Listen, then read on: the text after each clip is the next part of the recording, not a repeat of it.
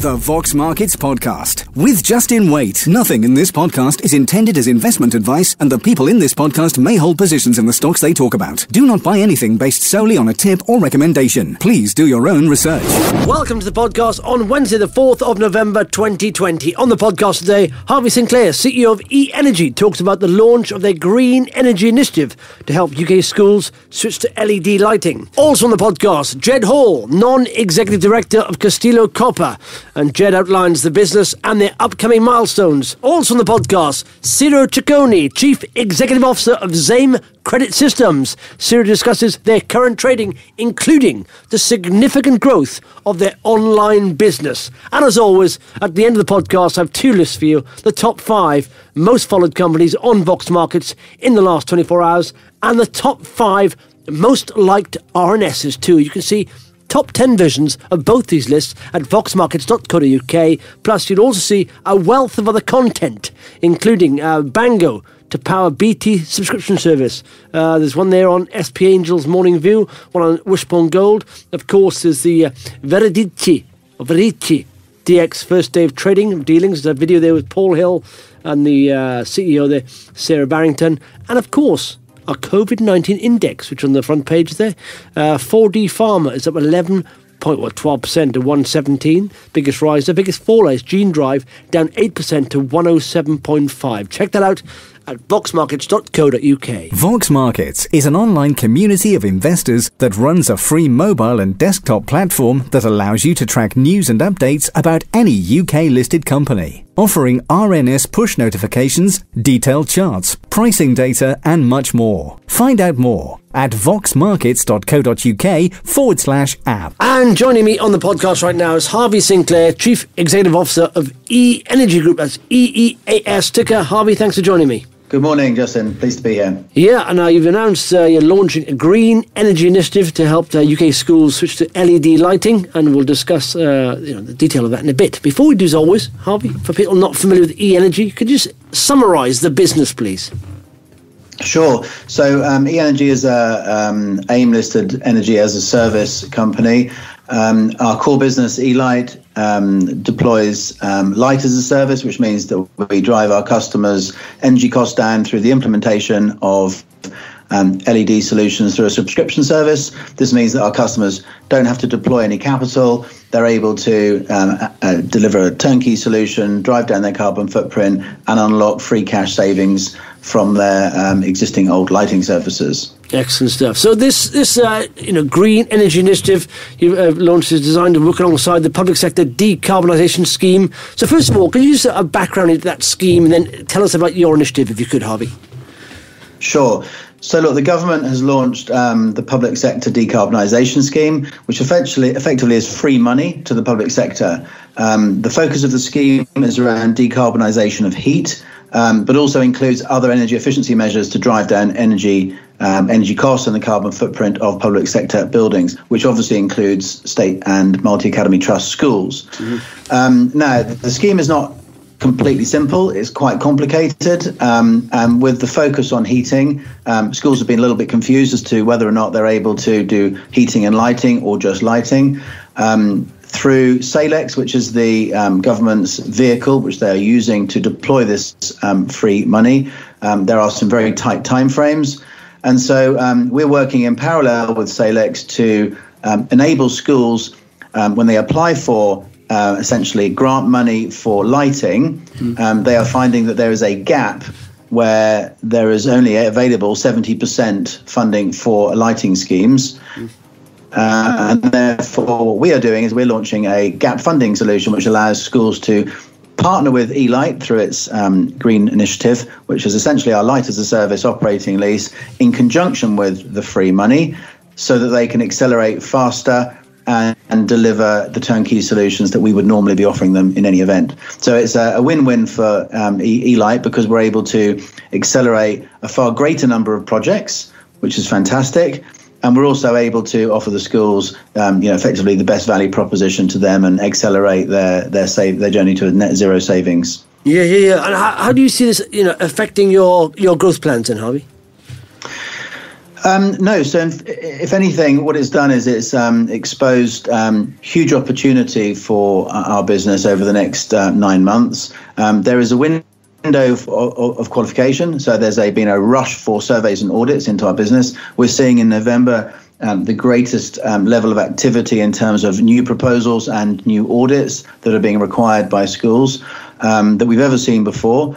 We've seen a lot of energy consultancies that are being employed by schools and the government to carry out independent audits approach us wanting to partner with us. So we're now seeing a huge channel partner strategy kick off, all with the goal that we're going to see accelerated growth into calendar Q1 next year and possibly beyond into the second quarter next year. In parallel to this, obviously, there is our normal core business, which is not affected by the government's initiative. So we're still busy trying to facilitate all of the inquiries we're getting in there. So it's an incredibly exciting opportunity, really, for the business. Yeah. And you mentioned that independent schools, can't access this scheme, the government scheme. So what's your plan to support them then, Harvey? Yeah, interesting. Obviously, independent schools are not able to qualify for government money. So what we have done is we've worked in conjunction with our funding partners and our supply chain partners to effectively create this green initiative, which is essentially a subsidy package where we're investing our own margin and also effectively the mechanism to enable independent schools to pay a smaller premium for going through Light as a Service. So we are effectively launching this Green Partners initiative, which allows independent schools to access essentially funding through eLight through a much more subsidised rate, sub 2%, which means that the perceived premium that they might be looking at to move forward with an LED project through a monthly Light as a Service scheme is very marginal versus the upfront cost. So we think that is a really positive message for the independent schools, where we as eEnergy and eLight can be seen as an alternative to Salex, and therefore hopefully we'll be able to capture huge, big additional percentage of the independent schools market, which, as you know, is a massive market.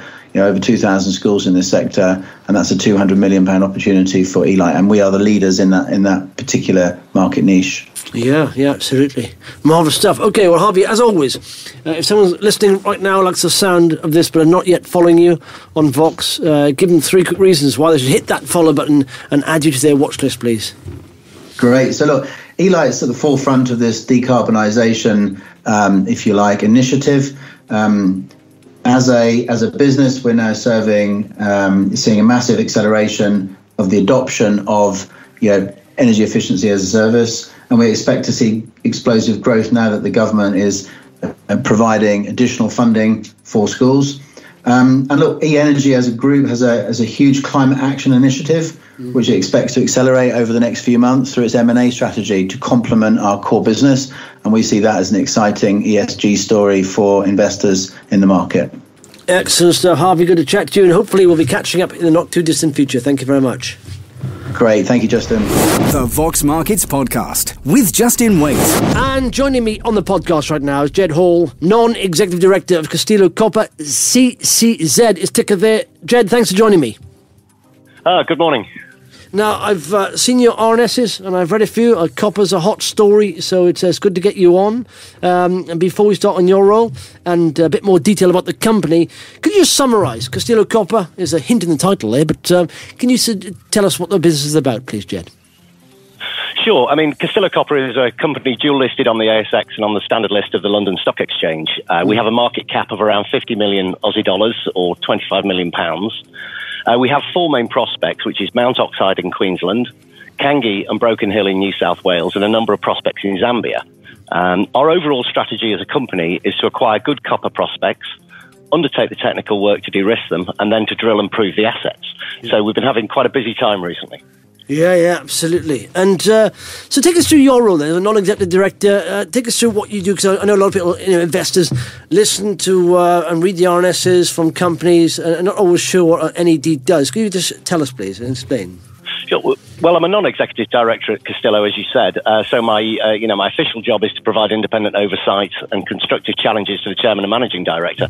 However, on a practical level, I advise on how the company is viewed by investors and try to articulate what shareholders want to the management team. Having listed in London, I try to keep our wider investor base appraised of where we're up to with the various work streams on the prospects. So I have a fairly varied role in terms of responsibilities. Yeah. And you've been listed, a few months now, but take us through some of the, main bits of news you released in that time, if you could. Well, we've had news on nearly all fronts over the last few months. Recently, there's been the very encouraging soil sampling at Makushi in Zambia. We've had the acquisition of the Broken Hill prospect. Of course, a dual listing on the London Stock Exchange. But probably the most talked about has been the drilling campaign getting underway at Mount Oxide. Investors had been waiting for the drilling to start for a few months, but a combination of COVID and many drilling companies being at full capacity meant this took a little longer than initially envisaged. But we managed to get it over the line, boots on the ground and drill bits turning. So hopefully investors can look forward to some news from that when the results start coming in. Yeah. Well, if you can, expand on that, the drilling at Mount Oxide, like you say. What, are the plans and the expectations here then, Jed? Well, Mount Oxide is awash with excellent prospects. It's up in northern Queensland there and comprises of 10 key prospects. We're currently drilling Aria and the big one, so just 2 of them. But in addition to this, we have the Wall, Pancake, Johnny's, Crescent, Flapjack, Eldorado, Valparaiso, and a lot of other prospects to go at. Some of the initial work done up at Mount Oxide indicates potentially huge deposits. So hopefully we'll be in a position to report to our investors some good results when the drilling is completed. Mount Oxide is therefore at the moment our main focus, but work is also ongoing on the other prospects, some of which are at an earlier stage than Mount Oxide, but nonetheless, they're very good prospects. Yeah. And let's talk about some Zambian prospects. How are they progressing? Well, very recently, we got some very promising soil samples from the Makushi prospect, which confirmed 8 targets with significant copper anomalies. The next stage is to deploy an induced polarization survey to delineate the potential targets, and from there we can look to refine test drill targets. So it's all moving forward in Zambia. We hope to move forward the de-risking and get the prospects in a good condition to be drilled. Yeah. Can you explain why the company acquired the Broken Hill prospect that's in New South Wales? Yeah, the acquisition gives Castillo a commanding ground position at Broken Hill, and recent work by the Geological Survey of New South Wales confirmed that our tenure is highly prospective for silver, zinc, lead in the western zone and for copper-gold mineralisation in the eastern zone. So Broken Hill gives Castillo a strong pipeline of prospects, which we can go on to conduct technical work and de-risk, hopefully to be able to prove out more resources for our investors. Yeah, absolutely. Well, listen, every day, Jed, on the podcast, I highlight the top 5 most followed companies on Vox Markets in the last 24 hours. To get on that list, of course, then people have to hit that button, that follow button, several times.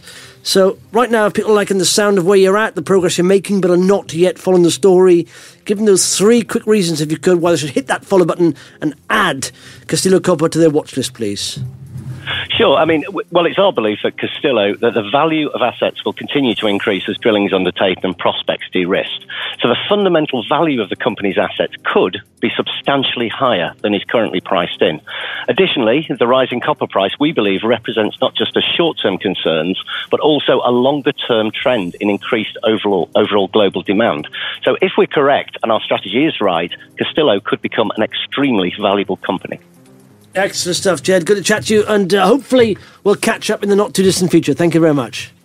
Look forward to it. Nice to speak with you. The Vox Markets Podcast with Justin Waite. And joining me on the podcast right now is Siro Cicconi, Chief Executive Officer of Zaim Credit Systems. ZAIM is ticker there. Siro, thanks for joining me.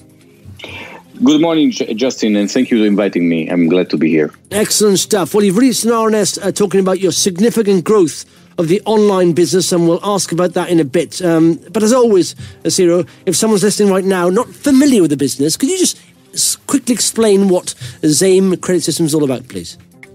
Yes, with pleasure. Zaim is a microfinance company working in the microfinance industry in Russia. This means we provide microfinance services to unbanked and unbankable people, which in Russia are like a big chunk of the population. We work on, as you said, on a bespoke IT platform which we have developed internally, and we operate on two channels, both on physical stores and online, which is prevalent now. Yeah. Well, let's talk about that online, because you've released an RNS saying significant growth of online business, and I suppose during COVID, that's the way people are operating at the moment. So take us through some of the highlights, if you could, of this online growth. When we went public with the target to develop our online platform, which was, as I told you, internally developed, and that was the plan. The first quarter was going even better than what we expected, but we were still going on prevalently on the stores. COVID, as often happens, has accelerated the processes of the migration, and let me say, has given us much more resilience and strength, because due to COVID, we have taken decisions, very tough, strong decisions, and now I'm proud to say that we have completed the migration, and online is growing month on month, double digit, and it's now the prevalent part of the business of Zaim. And this situation is going to increase more and more in the future. Yeah, and that, you mentioned here you're going to launch an app as well. And when is that going to be out? Yeah.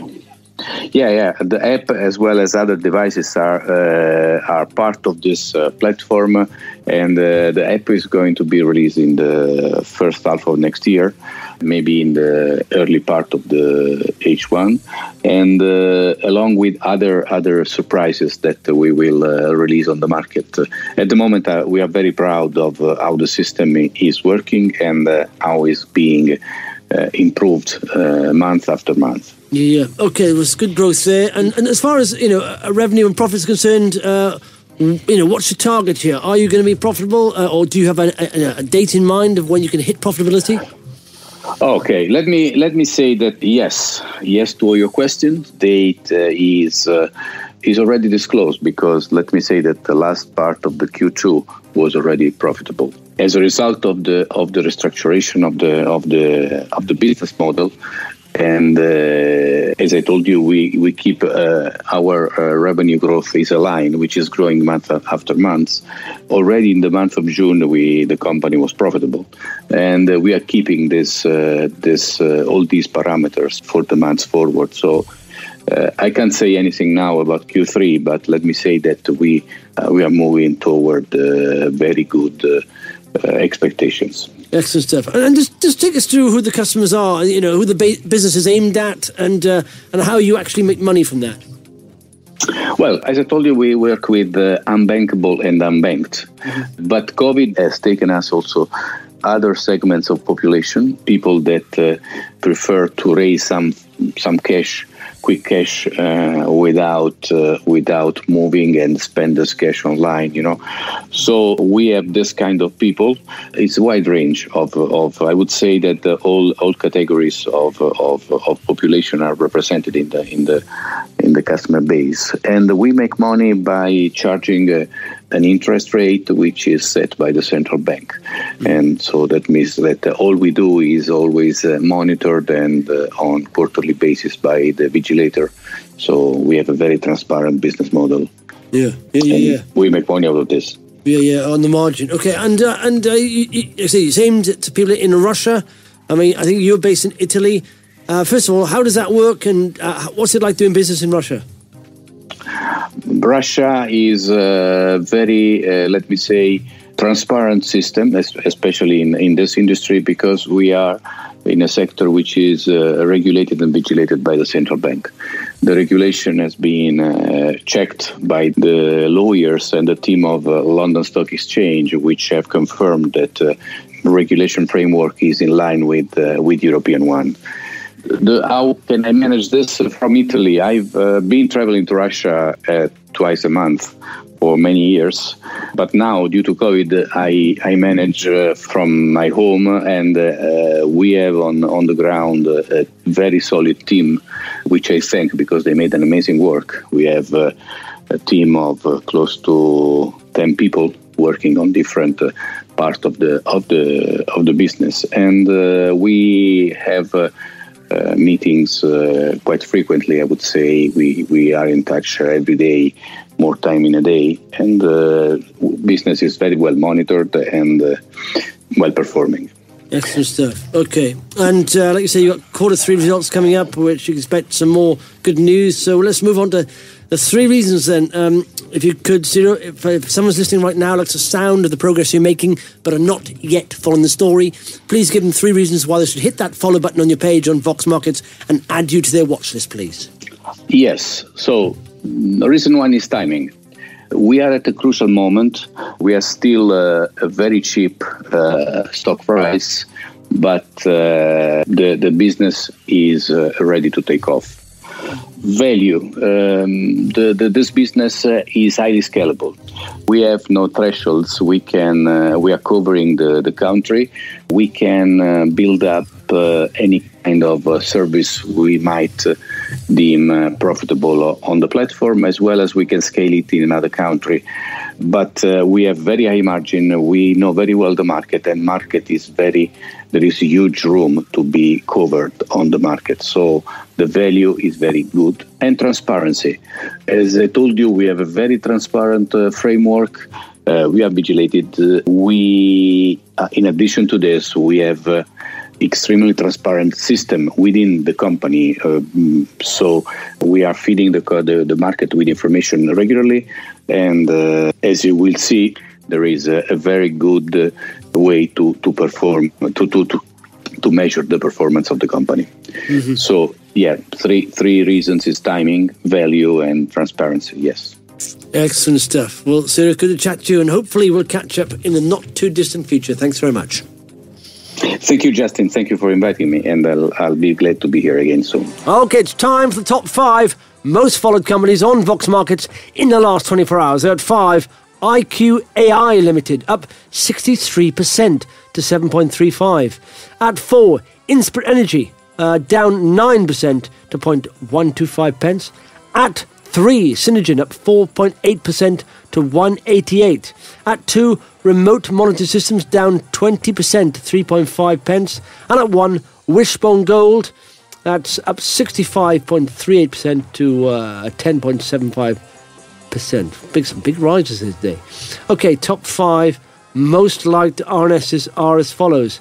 At 5, Prairie Mining, change in substantial holding. At 4, Alpha Growth, corporate update. At 3, Biome Technologies, Biome starts biodegradable tree shelter project. At 2, Live Company Group, Naples Zoo opening and Peyton Zoo extension.